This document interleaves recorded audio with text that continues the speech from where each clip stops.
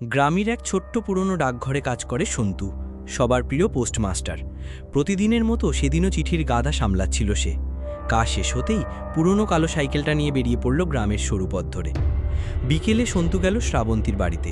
ভাইয়ের চিঠি হাতে পাওয়ার আশায় দরজায় দাঁড়িয়েছিল শ্রাবন্তী। চিঠিটা হাতে পেতেই মুখে ফুটে উঠল লাজুক এক হাসি, কিন্তু সেই হাসির আড়ালে লুকিয়েছিল অজানা কিছু অনুভূতি। ফেরার পথে সাইকেল চালিয়ে চলে যাচ্ছিল সন্তু। পিছনে তাকিয়ে দেখল শ্রাবন্তী গাছের পাশে দাঁড়িয়ে চিন্তা ভরা চোখে তাকিয়ে আছে তার দিকে।